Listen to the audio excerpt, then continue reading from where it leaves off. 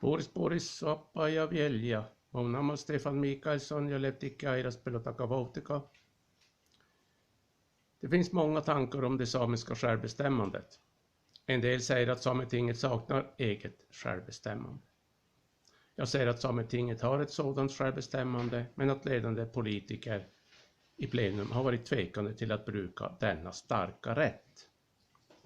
I slutet av 1980-talet hade Sameting etablerats i 2 grannländer till Sverige, nämligen i republiken Finland och konungadömet Norge. Pressen var hård på Sverige att göra likadant.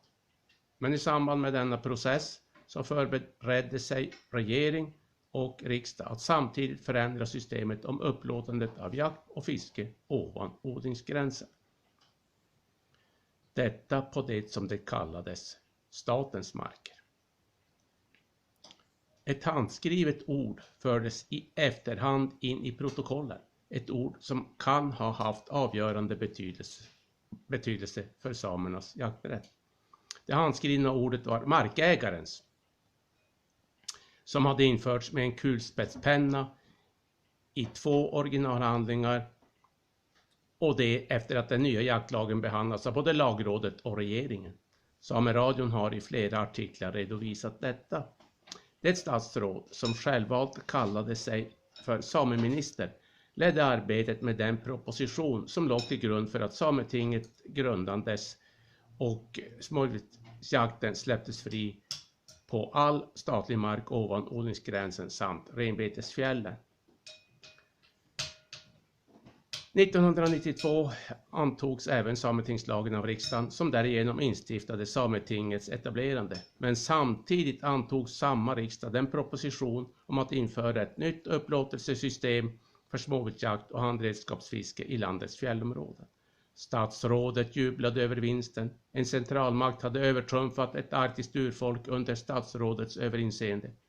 Glädjen var stor i riksdagen och regeringskansliet. En fransk författare har skaldat: en person möter ofta sitt öde på den väg hen tog för att undvika det. Jean de La Fontaine. Och så skedde också. Blott några få år senare hade statsrådets tid i regeringen försvunnit. Men densamma blev då vald till ordförande i grundlagsutredningen och till och med som dess ordförande. Det förslag till ny konstitution som grundlagsutredningen lade fram antogs av 2 riksdagar med val emellan. Det andra gången riksdagen antog förslaget var 24 november 2010.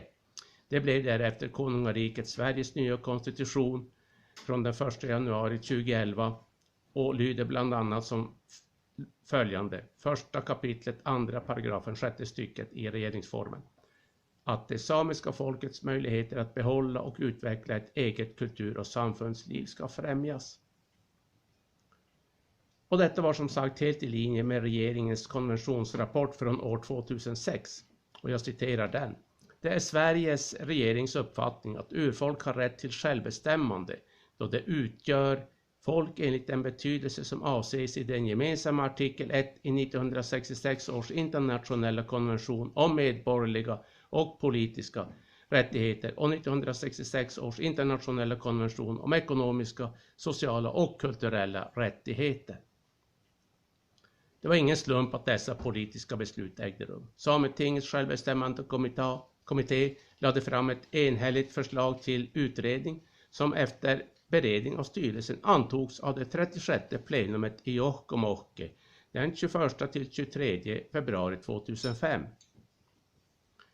Utredningen var på 110 sidor och med 255 fotnötter. Och efter blott dryga 3 år från plenumsbeslut så hade ett jättekliv tagits för ett samiskt självbestämmande av regering och av riksdag.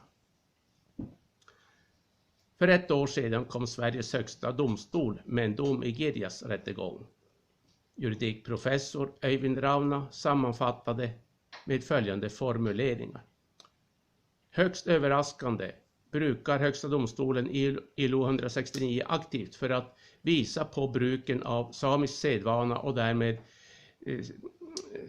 samebyns rätt. Detta är som sagt oväntat då ILO 169 i Sverige, i motsättning till Norge, icke är ratificerat och därmed inte är konventionsrättsligt bindande för landet.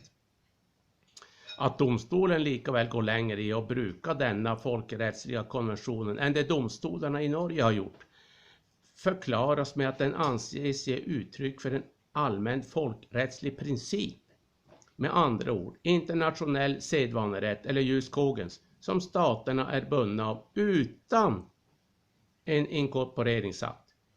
Grunden i detta erkännande finner högsta domstolen att principen måste brukas vid lösning av tvister som är tillknutna markrättigheter som berör samer.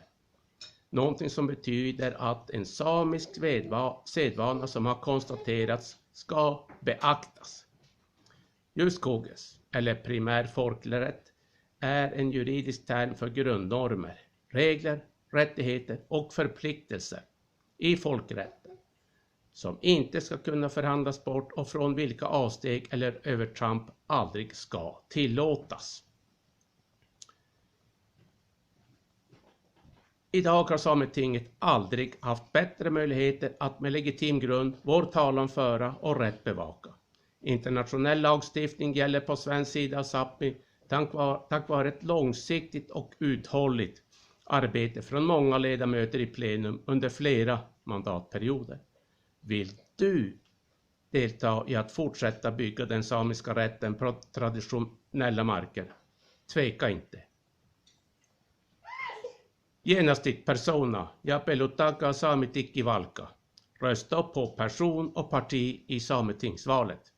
Rösta på Voutika. I Sápmi är det vi som är folket. Kiitos.